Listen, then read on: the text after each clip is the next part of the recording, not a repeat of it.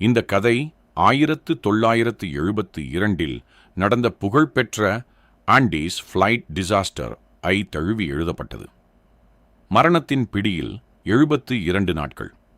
ஒரு நிஜ போராட்டம், இது கற்பனை அல்ல, மனித உறுதியின் உச்சகட்ட எல்லை. 1972 அக்டோபர் மாதம் உருகுவே நாட்டிலிருந்து சிலி நாட்டிற்கு பயணித்த விமானம் ஒன்று பனிபடர்ந்த ஆண்டிஸ் மலைத்தொடரில் மோதி விபத்துக்குள்ளானது. விபத்தின் ஆரம்பம் விமானத்திலிருந்த 45 பேரில் விபத்தின் போதே பலர் உயிரிழந்தனர். எஞ்சியவர்கள் கடல் மட்டத்திலிருந்து 11,000 அடி உயரத்தில் உறைபனி சூழலில் சிக்கிக் கொண்டனர்.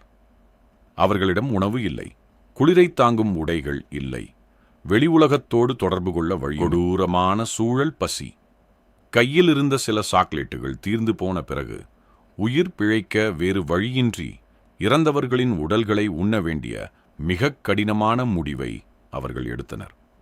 குளிர், -30 டிகிரி குளிரில் விமானத்தின் உடைந்த பாகங்களுக்குள் தஞ்சம் புகுந்தனர். நம்பிக்கை துரோகம். விபத்து நடந்த 10வது நாள் தேடுதல் பணி நிறுத்தப்பட்ட செய்தியை ஒரு சிறிய ரேடியோ மூலம் அவர்கள் கேட்டனர். உலகம் அவர்களை கைவிட்டு விட்டது. வாழ்வா சாவா, த கிரேட் எஸ்கேப். சுமார் 60 நாட்களுக்குப் பிறகு நாண்டோ பர்ராடோ மற்றும் ரொபர்டோ கனேசா ஆகிய இருவரும் ஒரு துணிச்சலான முடிவை எடுத்தனர். எந்தவித மலையேற்ற உபகரணங்களும் இன்றி வெறும் மனித சக்தியால் அந்த பிரம்மாண்ட பனிமலையை கடந்து உதவி தேடிச் செல்ல துணிந்தனர். 10 நாட்கள் தொடர் நடைப்பயணம். கால்கள் வீங்கின, மூச்சு திணறியது. இறுதியாக ஒரு ஆற்றின் ஓரத்தில் ஒரு ஆடு மேய்ப்பவரைக் கண்டு உதவி கேட்டனர். மீட்பு மற்றும் பாடம்.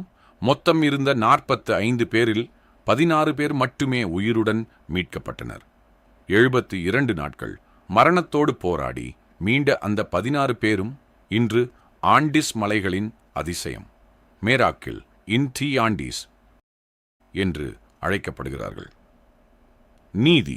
சூழ்நிலைகள் உங்களை சுற்றியுள்ள கதவுகளை அடைக்கும்போது உங்கள் மன உறுதி புதிய பாதைகளை திறக்கும்.